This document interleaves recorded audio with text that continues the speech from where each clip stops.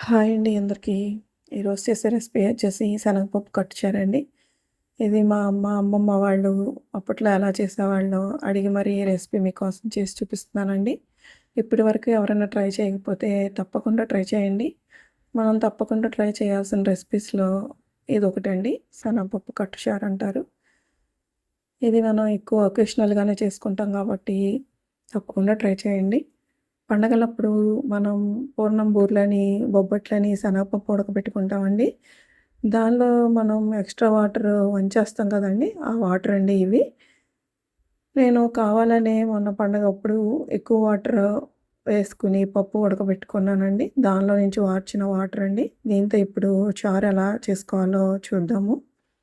ముందుగా చారులో పసుపు, ఉప్పు, చింతపండు, ఎండుమిరపకాయలు, కరివేపాకు, కొంచెం కారం అండి. పావు టీ స్పూన్ కారం వేసుకొని అన్నీ పచ్చివే వేసి ఫస్ట్ మరిగించుకోవాలండి. స్టవ్ వెలిగించుకుని ఫ్లేమ్‌ని లో ఫ్లేమ్‌లో పెట్టి మరిగించుకోవాలండి. దీంట్లో ఉప్పు, కారం చక్కగా మంచిగా పులుపు ఈ చారులోకి దిగే వరకు మరిగించుకోవాలండి. పులుపు, కారం మీ కారానికి తగ్గట్టు, పులుపుకు తగ్గట్టు యాడ్ చేసేసుకోండి.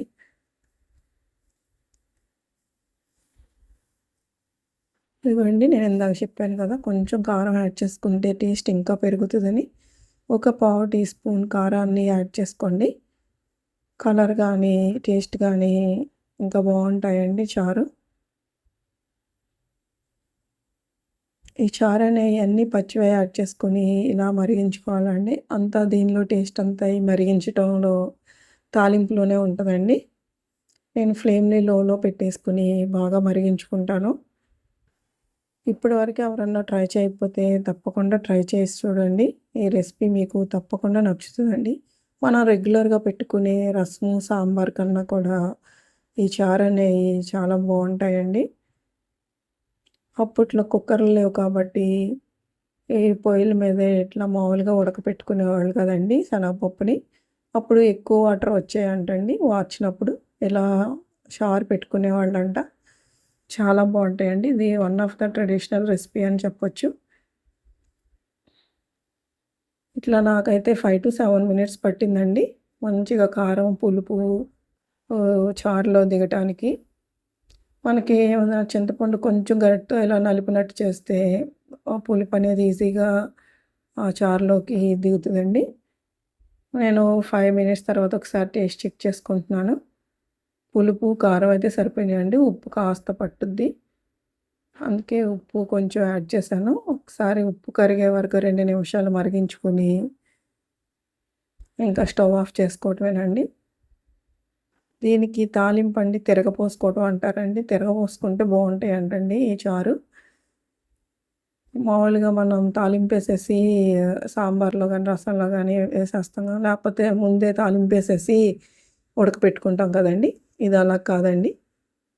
మనకి ముందు చారంతా మంచిగా మరిగినాక, పులుపు అన్నీ మంచిగా చారులోకి పులుపు, కారం అన్నీ ముందే పచ్చి యాడ్ చేసి మరగబెట్టుకున్నాం కదండీ! ఇప్పుడు తిరగబోసుకోవాలండి. తిరగబోసుకుంటే ఈ చారు టేస్ట్ అనేది బావుంటదంట. పోపు అనేది కొంచెం ఎక్కువగా వేసుకుంటే బావుంటదండి. నేను మెంతులు, ఆవాలు వేశాను. తర్వాత ఎల్లుల్లిపాయలు, ఎండుమిరపకాయలు, జీలకర్ర, కరివేపాకండి.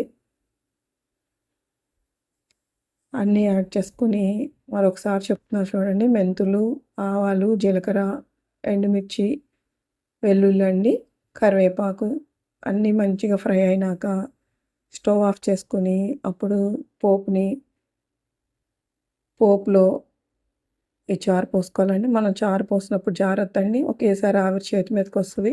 ఫస్ట్ కొంచెం పోసి తర్వాత మిగతాయి పోసుకొని వెంటనే మూత పెట్టేసుకోవాలండి. ఇలా మూత పెట్టుకోవడం వల్ల మనకి తాలింపు టేస్ట్ అనేది బాగా పట్టుకుంటదండి చారుకి. ఇదిగోండి నేను ఒక 5 నిమిషాల తర్వాత మీకు మూత తీసి చూపిస్తున్నా చూడండి. చారనేది ఇలా వచ్చింది. చాలా చాలా బాగున్నాయండి. చాలా టేస్టీగా ఉన్నాయి. తప్పకుండా ట్రై చేయండి. ఈసారి ఎప్పుడైనా మీరు ఫెస్టివల్స్ అప్పుడు శనగపప్పు ఉడకపెట్టుకున్నప్పుడు ఈ చారుని తప్పకుండా ట్రై చేస్తారు కదా! ట్రై చేసి ఎలా వచ్చిందో కామెంట్ చేయండి. ఈ రెసిపీ మీకు నచ్చినట్లయితే లైక్ చేయండి, షేర్ చేయండి, సబ్స్క్రైబ్ చేయండి. థ్యాంక్ యూ ఫర్ వాచింగ్ అండి.